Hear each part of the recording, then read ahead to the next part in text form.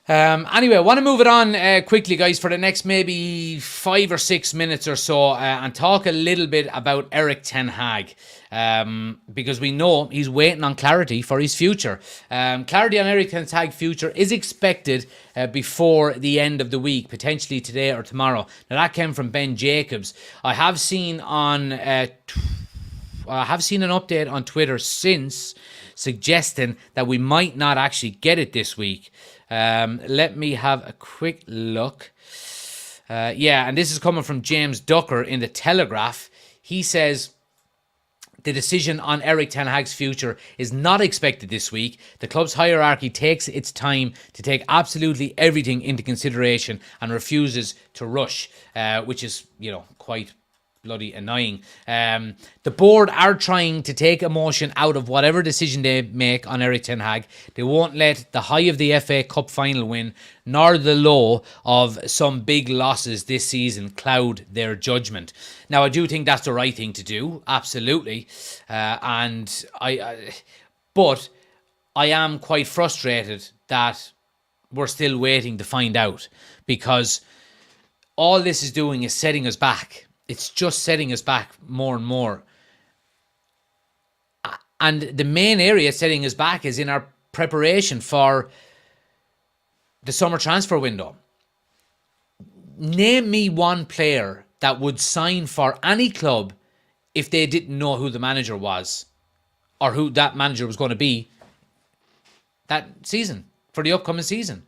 It just doesn't make sense. So I think, and I understand that Ineos are being thorough, and it has been less than a week since the season ended for us, but we should know some clarity as quickly as possible. They need to make a decision as quickly as possible. I want Erik ten Hag to stay, and I think a lot of the polls I've seen, upwards of 90% of United fans want Erik ten Hag to stay. Make a decision, lads, because all this is doing is hampering our negotiations with players to sign for the club.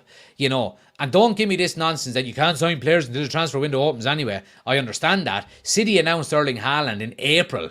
The transfer window doesn't open until, June. So things can get done in the background. And us not having a decision made on who the manager is going to be next season is only hampering our preparation for the transfer window going forward. So I think we need to make a decision as quickly as possible. I really do. I really, really do. I really do. What do you think about that? Let's see. Do you think De Zerbi or Poch could do well as Man United manager in case Ten Hag is sacked? I don't think they would do a better job than what Ten Hag is currently doing. I don't... Right, hold on. I've actually got the... sorry, one sec. Just got a little bit distracted there. I've got the... Oh, yeah. Chris has put the link, guys, in the chat for the WhatsApp group. Make sure you're joining the WhatsApp group. Just click the link. It'll bring you straight to it on your phone. Join the WhatsApp group and get involved, and you'll be kept up to date with all the lives we're doing through that as well. Join the Discord group as well. Like I said, the Discord group is linked in the description of the video, so you can just go and join through that as well. What I might do as well, actually, is once this is over, I will put the link for the WhatsApp group into the description of the videos as well. But yeah, in relation to De Zerbi or Poch coming in instead of Erik ten Hag, I don't think they would do a better job than him. And why would you change out a manager for a different manager that already has 2 years experience with the club and has progressed over the last 2 years and won 2 trophies, for a manager, who's coming in blind? So I wouldn't make that change. If this was how quickly they work, then it'll be a long ass summer. Yeah, I absolutely agree. And there was a lot of people comparing, Ten Hag getting sacked, if he does get sacked, with Louis van Gaal, and how harsh that was. I think Erik ten Hag getting sacked will be a lot more harsh than when Louis van Gaal got sacked. And the reason why is because I think Louis van Gaal getting sacked because Jose Mourinho was available. Jose Mourinho was, obviously, he wasn't in his peak at the time, but he was still an upgrade on Louis van Gaal. and he wanted Manchester United, and Manchester United wanted him. So I can understand in a way, albeit it was extremely harsh at the time. I can understand why United at that time pulled the trigger on Jose Mourinho over Louis van Gaal. However, now if you were to pull the trigger on fucking Pochettino over Erik ten Hag, who has won 2 trophies in 2 seasons out of 3 finals, I mean, I think that would be extremely, extremely harsh. The longer it goes on, the longer I think Ten Hag probably will keep his job, and I hope I'm right on that. I've said this all along, that I want him to keep the job. I think he's a good manager. I think if he gets the right players in with the right support behind him from the board, you know, directors of football, technical directors, so on and so forth, I think he will be successful. I really, really do.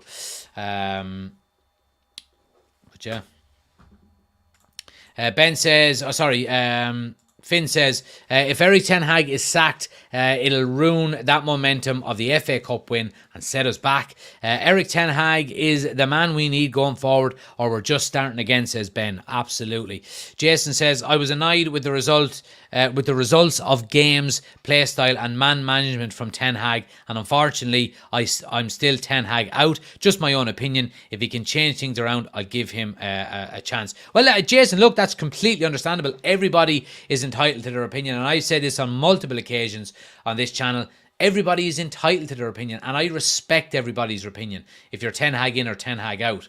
I just like what I see. I like his standards.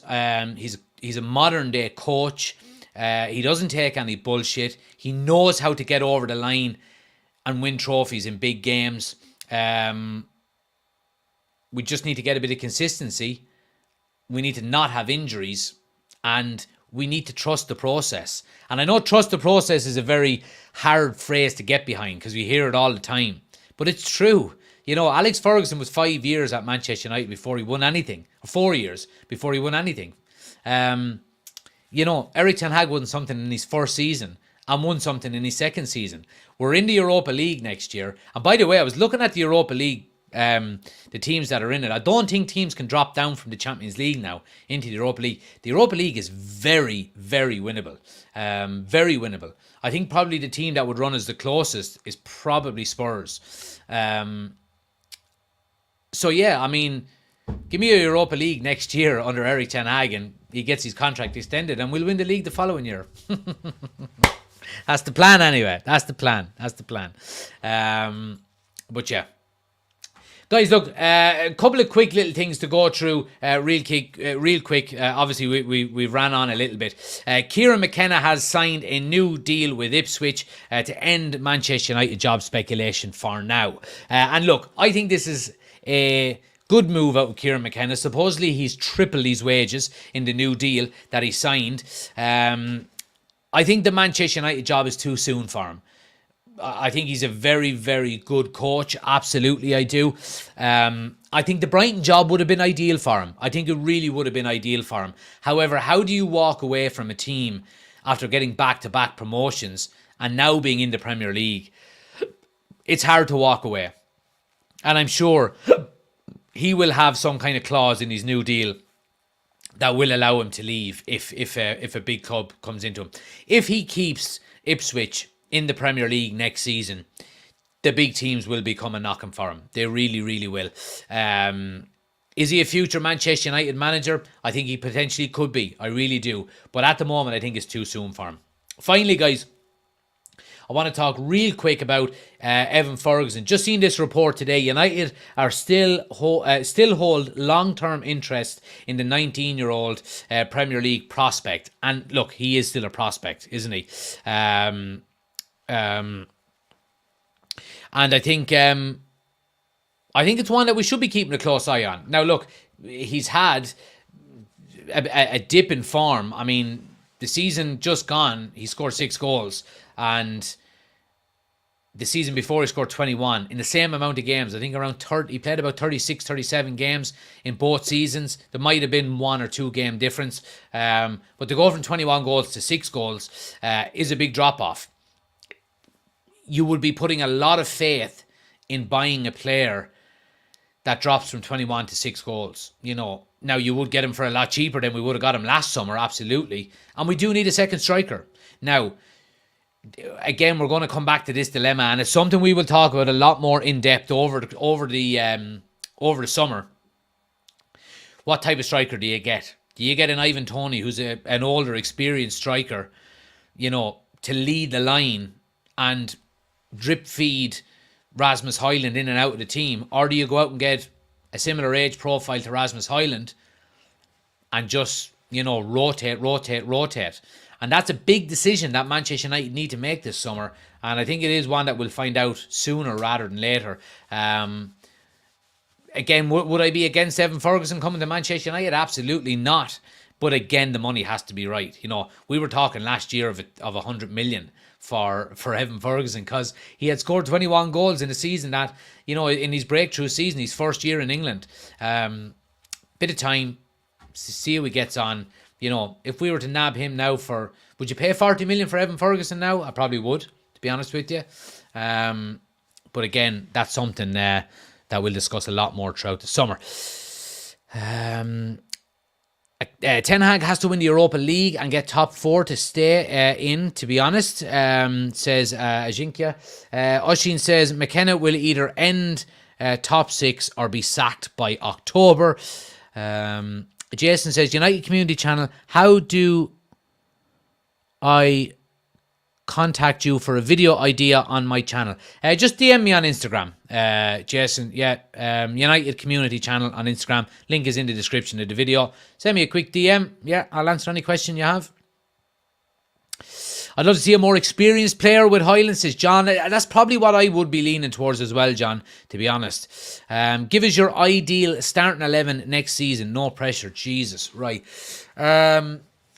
Ideal starting 11 would be Onana, Frimpong, Shaw, a fully fit Shaw, Todibo, Martinez, João Neves, Kobbie Mainoo, Bruno Fernandes, Michael Elise, Alejandro Garnacho, and Rasmus Højlund. I would be happy with that.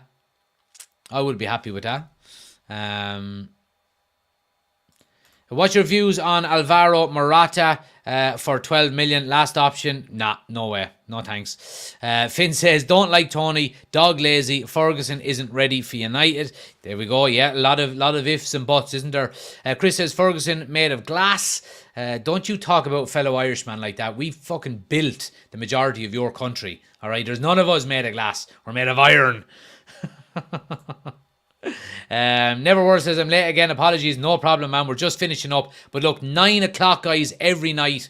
Well, Monday to Friday anyway, and then if I am available on Saturdays and Sundays, I'm absolutely will be jumping on doing lives as well. But I do have 2 kids, but yeah, we will be live every night from 9 o'clock, guys. I'm pushing it back to 9 o'clock because of the kids. Wife is going back to work, all that kind of stuff. And I'm really enjoying them. I'm buzzing to be back from holidays. It's great to be jumping back into these videos with a busy summer transfer window ahead of us. And as well, I did want to mention, any big Manchester United fans out there, I know I said it to the guys in the group chat, that like a good read or even an audio book. What a book. What a book.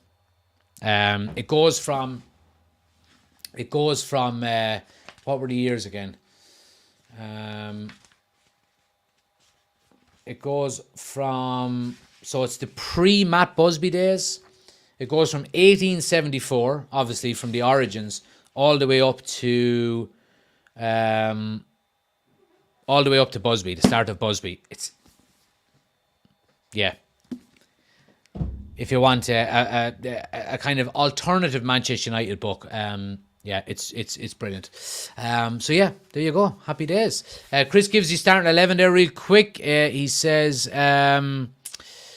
Onana, Shaw, Martinez, Todibo, Dalot, Neves, Mainoo, Bruno, Garnacho, Højlund, Elise. There we go. I think that's pretty much the same as mine, bar Frimpong and Dalot. Yeah, so there we go. I'd be okay with that as well. Absolutely. Guys, smash a like on the video if you haven't done so already. It really, really does help out the channel an awful lot. Share the videos as well, guys, if you can. You know, with friends or anyone you think you might like.